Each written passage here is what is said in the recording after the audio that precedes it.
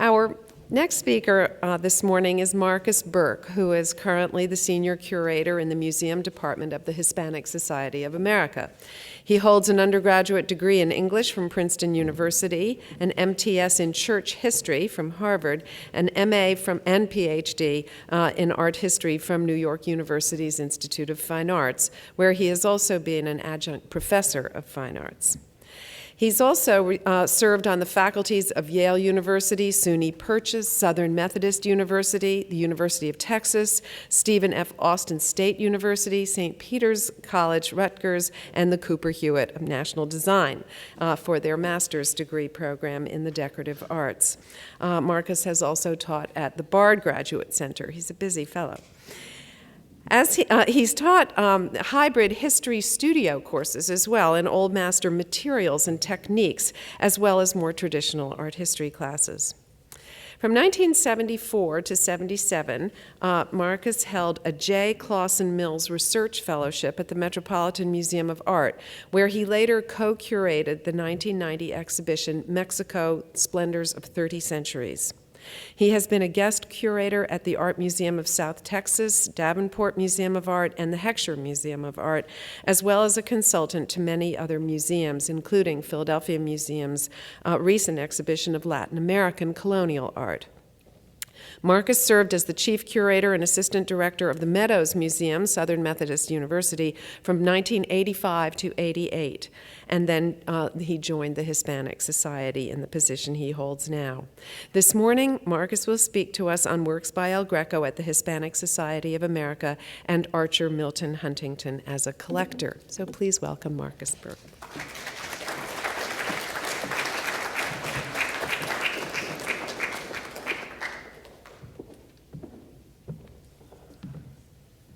Thank you, Inga. Good morning, thrill seekers. Archer Milton Huntington was born in 1870 and died in 1955. He was the son of Collis Potter Huntington, the railroad and shipbuilding baron, and his second wife, Arabella. From the age of 12, when he read a book about the Roma, or gypsy people in Spain, he was fascinated by Hispanic culture. In 1892, for example, he made a year-long study trip to northern Spain in the company of Professor Knapp of the Romance Literature Department at Yale and Knapp's wife.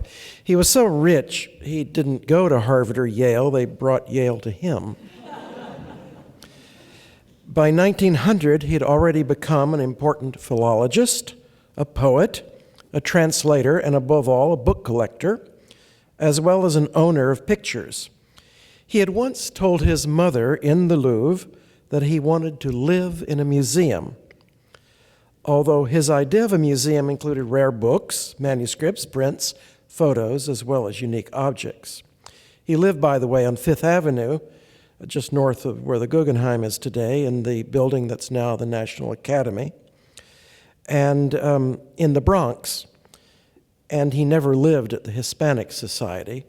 I have to say that, Isabella Stewart Gardner didn't really live at Fenway Court. That was her party house, any more than Miss Vanderbilt lived up on 93rd Street.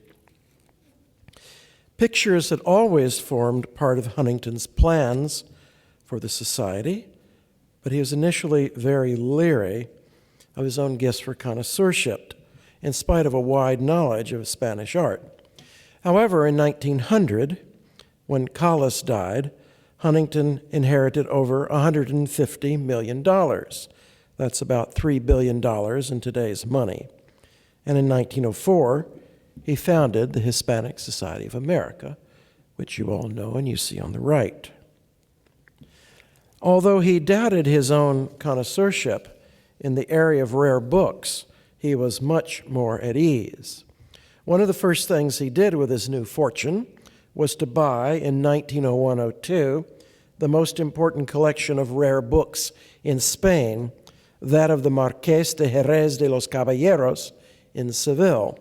You see him at the upper right in the portrait by Joaquin Sorolla. This collection forms the core of the Hispanic Society's immense group of rare books. We have 15,000 rare books before 1701, including 225 incunables printed before 1501, 20,000 modern rare books from 1701 to 1830, plus 225,000 manuscripts from the 11th century to the present. Perhaps to Huntington's surprise, one of the results of the purchase was a huge outcry among Spanish intellectuals and social leaders. The historian and philologist Menéndez Pelayo called the loss of the library worse than the loss of the Philippines and Cuba. More importantly, Huntington's friends among the intellectual and social leaders of Spain, up to the king, Alfonso XIII, were decidedly upset.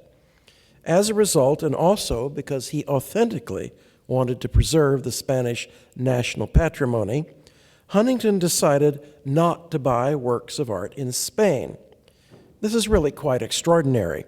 A robber baron era American collector respecting the national cultural patrimony of a foreign country. We can compare, for example, his mother, Arabella Huntington, and her second or third husband, Archer's older cousin, Henry Edwards Huntington, whose acquisition of the Blue Boy by Gainsborough was practically a national tragedy in England. Cole Porter wrote a song about it. But that's just a Yale touch. We might put this in another way by saying that Huntington was working under certain disadvantages or constraints as a collector. And this markedly affected the kinds of works by El Greco that he acquired. Among the disadvantages were his refusal to buy within Spain after 1902, and his initial reluctance to spend great sums of money on art, although he learned quickly, so that this reluctance changes rapidly from 1907 to 1910. Also, he was preoccupied with founding the Hispanic Society from about 1902 to 1904, then building the buildings and acquiring books, prints, photos, and varied art objects. He came late to buying El Greco compared to the Havermeyers and others, and like all collectors of El Greco at the time, he was working in an era of relatively little knowledge and incomplete connoisseurship about the master. I'm very grateful to Ellen for pointing out all the forgeries in the Salon d'Automne show of 1908. The issue of forgeries of El Greco in the early 20th century is something we really have to get our hooks into, because they were just being produced in industrial quantities. I'll get back to that in a minute. Finally, Huntington had a deep distrust of high-end art dealers who were systematically looting millions of dollars from his mother, to spectacular effects, of course, as anyone visiting the Huntington Library and Museum in San Marino, California, will know. Mr. Huntington's collecting motives were also broader than, say, the Havermeyers, who wanted an artistic bang no matter how many bucks it took to get it. Huntington had broad ethnographic, iconographic, and social historical motives, as well as aesthetic ones. And these functioned as de facto constraints on his acquisition of pictures for their own sake. He also had some advantages, such as great wealth and a close connection with Toledo and its intellectuals and cultural leaders. Some of these leaders include the politician, statesman, ecological activist, and Spanish impressionist painter and art historian Aureliano de Berruete, who was known to Huntington as an art expert as well as an artist. Berruete was a native of Toledo and active in causes related to El Greco. Here you see his wonderful landscape view of the Alcantara Bridge in Toledo from about 1906, and a portrait of him by Sorolla, that was commissioned by Mr. Huntington. There was also the El Greco scholar Manuel Bartolomé Cosillo, who has been mentioned several times in these talks. He's the author of early books on El Greco. Again, the portrait on the right is by Sorolla and was one of the first works acquired by Sorolla's hand by Mr. Huntington. These Sorolla portraits were initially destined for a gallery of notable Hispanics at the Society. Huntington's closest and most influential friend in Spain was, however, Benigno de la Vega Inclán y Flaquer, the second Marqués de la Vega Inclán, who was the Commissioner of Culture and Tourism in Spain. He was the one who started the paradores, the parador hotels in historical monuments. How many people in this room have stayed in a parador in Spain? Haha, preaching to the converted. A neat way to get architectural restoration going and a creative reuse of, say, an old convent.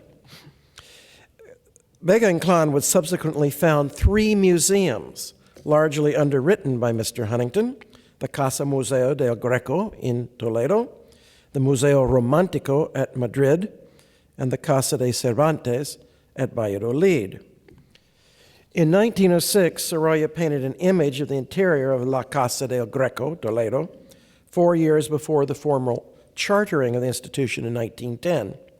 In addition to documenting Sorolla's relationship with Vega Inclán, the picture records the architectural interior of the building before it became a museum.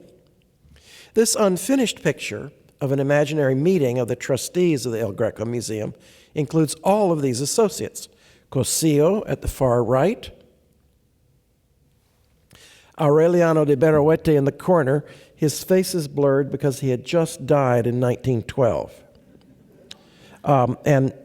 Because the painting's unfinished, Sorolla never got back to completing the image of his friend and mentor because he wasn't able to sit for a portrait, obviously. Sorolla is here. This is Vega Inclán standing, King Alfonso XIII, and this rather bear of a man in a wing collar is Mr. Huntington. Huntington also helped Vega Inclán restore the synagogue of El Tránsito in 1911. In any case, it's clear that Huntington knew the cultural background of El Greco's work. Connoisseurship was more of an acquired skill. Now let's follow his El Greco acquisitions in approximate chronological order to the extent that the documentation at the Hispanic Society makes this possible. And here I want to acknowledge the advice of Mitchell Cotting, our executive director at the Hispanic Society, Shelley Bennett, a longtime curator and scholar at the Huntington Library in California, and Susan Galassi of the Frick Collection, who, as you saw, brought an important Eric Galleries document to my attention. In 1904, when the Society was founded, Huntington had relatively few pictures at the Society. Cotting counts only 23. One way he sought to remedy this was to go to a gallery in Paris that his mother and father had used, the Gallery Sedlmayr.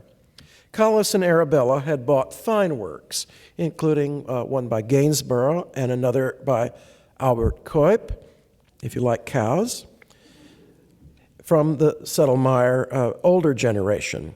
But Archer was dealing with a subsequent generation led by Charles Sedlmayr. When Archer made a wholesale purchase of 14 works from Sedlmayr in 1906, only 3 of the 14 stood up. Archer returned many works, but it was somehow talked into buying 3, perhaps 4 works by El Greco in 1907. I wonder if he was maybe horse trading here, getting Sedlmayr to accept the returns and giving him back something that seemed like a better deal. Now, one of these was an interesting picture, now newly restored by Jorge Manuel Theotocopuli, El Greco's son. It shows the typical architectural interest of the son, who was in fact an architect, as well as the heir to El Greco's art studio. We have this back in our galleries now. It was restored at the Museo del Prado by Rafael Alonso, and is now really quite a wonderful picture, again, and an interesting document of the result of El Greco's artistic endeavors after his death. A second picture, it's a small picture about this big, of Santiago, is a picture of quality by a 17th century follower of El Greco, perhaps someone like Tristan, working outside of the studio after El Greco's death in 1614. Notice the tenebrism in the treatment of light and dark, which is more naturalistic than El Greco's late tenebrism. All this is fine, except that someone who was not El Greco had inscribed the picture at the lower right, near the foot, in this dark shadows of rocks, with the initials Delta Theta for Domenikos Theotokopoulos. Now, El Greco signed a few works, such as the Madonna and Child with St. Martina and St. Agnes in Washington, which flashed by the screen earlier today. He signed these with initials, but the initials on the Society's picture go across the craquelure and so are posterior to the creation of the work. We actually did a survey of such initials. There is, for example, a false initials inscription on a work at LACMA, but the results were unfortunately inconclusive. I had hoped that they would all turn out to be from Sedlmayr or something like that, but there was just a scatter of information. Anyway, to return to this picture, there is a clear intent to deceive, but it is not clear on whose part, Sedlmayr or his sources.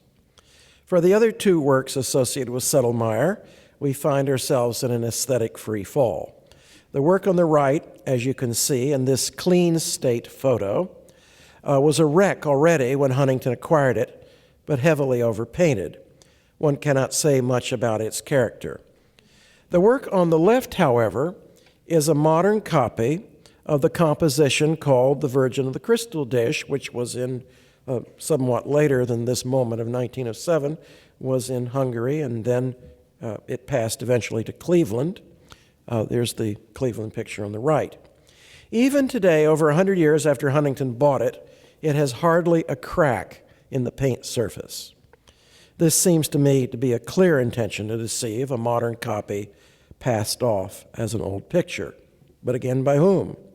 The Society's curators in the 1920s diplomatically ascribed it to Francisco Preboste, El Greco's business manager and studio foreman, for whom there are absolutely no known or documented works, and therefore little chance of contradiction. Where else was Preboste in one of the 1940 shows? At Knoedler? Duran-Ruel. He was the go-to attribution when you had a sketchy picture, well, sketchy is the wrong word because his brushwork was sketchy, but a dubious picture of El Greco. You just slammed it on Prebost and nobody could say no. This was before Prebost and El Greco were outed some years ago, but that's certainly another issue than what we're looking at. Fortunately, Huntington's next acquisition brought him the best picture by El Greco at the Society, The Holy Family, which is the prime version of many subsequent variations on the subject. We think the child may reflect what Jorge Manuel looked like as an infant. The picture was bought from the Spanish painter and art dealer Raimundo de Madrazo at Paris or Versailles in 1908. Madrazo was the third generation of the most important Spanish artistic family of the mid and late 19th century. He was active at New York as well as Paris. He was an important advisor to Huntington. You see him here, silhouetted against the doorway of the Society when its building opened in 1908. I haven't thought of this as a gatekeeper to the Society, but he certainly had an enormously important role in Mr. Huntington's access to the Madrazo family's large collection of Goyas, Fortunis. Mariano Fortuny the elder was his brother-in-law, Mariano Fortuny the designer, his nephew, and many other treasures which he sold or gave to Mr. Huntington. Here was an advisor to be trusted, and Huntington benefited greatly from the relationship. Madrazo, however, was not a cheap date. Huntington paid him $25,000 for the picture, or over $500,000 in today's money. Sometimes Mr. Huntington would pick up a work privately, as in the case of this odd, small-scale work. Apparently a fragment or unfinished work left by El Greco. The work shows two hands. Well, the two hands are each by a different hand.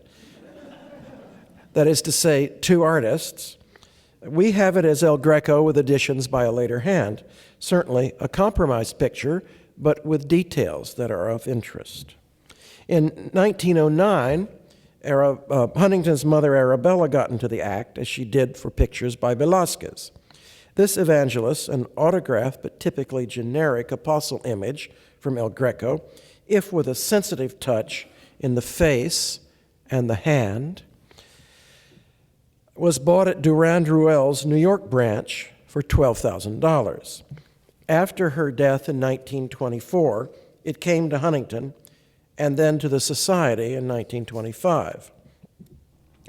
In 1910, Huntington made a multiple purchase of 5 pictures from Eric Gowries, a Ribera, a work by Morales, and 3 El Grecos, including this early Pietà from the Italian period. Distributing the global price of the 5 canvases, we calculate this work and the following one I'm about to show you cost about $5,000 each, a bargain compared to the previous 2 pieces. A second autograph work, The Penitent St. Jerome, was also included in the group, and the third work, a St. Dominic, is now considered a product of the workshop under El Greco's supervision, but was generally thought autograph at the time. It is an interesting work of quality. 2 of the works were heavily overpainted in the course of restoration prior to purchase. Here you see the St. Jerome before and after a recent conservation. I need to note that the before photo must have been made with a very bright light because the aggressive interventions of the restorer around 1905 to 1910 were much more disturbing to the eye than they appear in the photo. Basically, the entire proper left arm was etched by a black overpainting and turned almost into a separate floating piece of anatomy, a flame-like thing. You can really see that here. Notice how this arm is cut up by dark shadows, and there was basically a misreading on the part of the restorer that made this vein across the arm turn into almost a break. You can also see, perhaps even in the photo, that there are the rose madder colors reflected in the shadows, touches on the ear, and orange, very strange orange overpaints, which imitated an actual color in El Greco's palette, were slopped on somewhat randomly. One consequence of Mr. Huntington's having bought only pictures outside of Spain is that the works he bought had often been knocking around the Paris art market for years or even decades. The St. Jerome was among the early El Grecos to leave Spain. It was in the Pereira collection in Paris before 1867. As a result, the pictures passed through several campaigns of harsh 19th century restoration, not to mention what had occurred before they left Spain. There are at least 4 stages of prior restoration in the case of the Jerome. Now, as we all know from the wonderful exhibitions at Dusseldorf and Madrid, El Greco quickly became, from the late 19th century, a source of inspiration for modern artists. Or, I think, Ellen's, the idea of him being a patron saint, somebody who affirmed what they were already doing, is the better chronological explanation. But many of you may have gone to Dusseldorf to see the show there, which was directed at Northern Art, and then the wider ranging show at the Prado this last year. And it's indisputable that there's a connection, and even extending to Giacometti and Lembrook and other sculptors. Now, because of the Expressionist connection, not to mention Cezanne and Picasso, we see in this restoration effort a very curious reflection of the new understanding of El Greco back onto a restorer. There's a much-quoted article by Paul Lafont from 1906 describing El Greco as though he were a member of de Burke. In any case, the restorer of the St. Jerome took this point of view to heart and aggressively turned the composition into something proto-modernist in a number of these details. It would be like somebody took a perfectly good Vermeer and started overpainting it to try to make it look more like Van Meeren. And my restorer and I were just astonished at what we were finding. We just thought this painting had been overpainted because it was a wreck. And to discover it's not a wreck underneath meant that somebody was changing aesthetic compasses here to make the work look a little different than it was. It turns out that the Pietà was also aggressively overpainted by the same restorer, who covered up part of the crosses in the sky, altered the background, and made many other unnecessary overpaints. You see the crosses covered up here? That's all very, very new paint. It has nothing to do with the original paint surface. However, all this may have been done by Eric's sources, not on Eric's order. We suspect Paris. This work has a Spanish provenance, perhaps an Italian one before that, and the St. Jerome has a French provenance, as I said. So Paris is under... I think we need a symposium on the subject of dealers and restorers and so forth at the turn of the 20th century. Their role in getting works to America, not just the usual suspects like Goupil and Durand-Ruel and so forth, but Sedlmayr, Eric, Knoedler, and a wide range of people active in Paris, and a couple of us have over the years mentioned this person, Count Trotti, who was bringing art out of Italy and then through Paris to the United States. It would be a very interesting subject. One of Mr. Huntington's most charming acquisitions is this miniature of a man signed by El Greco on the reverse and acquired by Huntington in autumn 1911 while he was in Paris. The private collector from whom it came is not known. It is a remarkable work, far more monumental than its tiny size would suggest. And when you walk into the El Greco exhibition in the Met, look across the double gallery, and it's over on a tiny pedestal in the corner, and little bitty thing this big, right? And you're as far as I am from the wall there, and it just goes bang.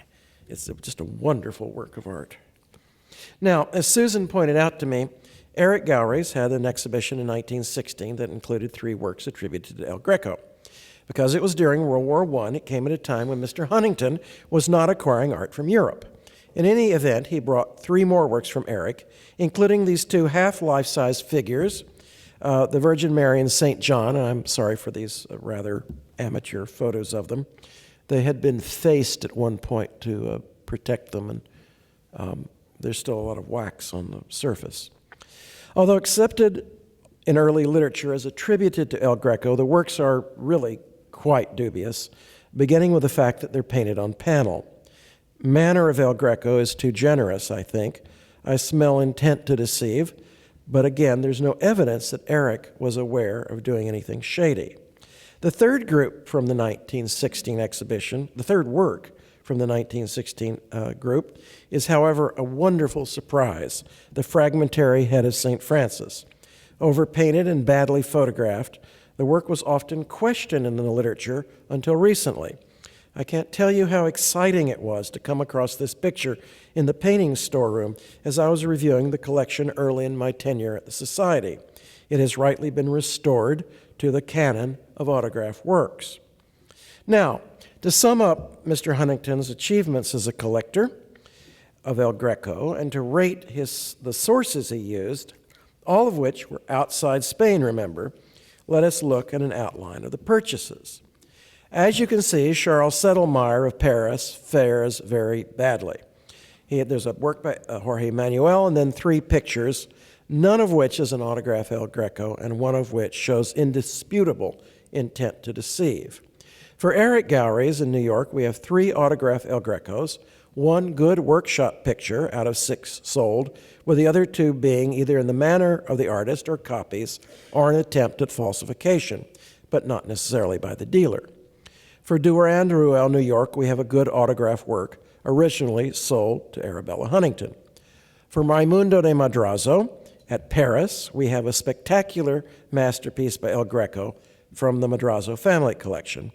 And from private sources, we have one autograph miniature and one fragment with later editions. So our summary shows that among the 14 pictures Archer Milton Huntington acquired, 6 of 14 are autograph, plus the autograph fragment of Santiago with additions by a later hand. And I think we really need to say here 4 out of 14 are not works of quality, because one of the 5 I had originally listed is that fragment with the additions. One is by the son, Jorge Manuel. One is a picture of quality by the workshop and considered autograph in the day. And one is an interesting work by a follower, even though it was inscribed with intent to deceive. To put it another way, 8 or 9 of 13 works acquired as by El Greco were well within what was accepted by the connoisseurship of the time, and 6 by the current modern understanding, plus the fragment that's been mentioned. This seems to me a pretty good track record, particularly considering the constraints I outlined at the beginning of the talk. Indeed, the 6 pictures you see here make a pretty impressive group, which of course you can admire just up Fifth Avenue in the El Greco in New York exhibition. Thank you for allowing me to share some insights into the collecting of Archer Milton Huntington, the founder of the Hispanic Society of America.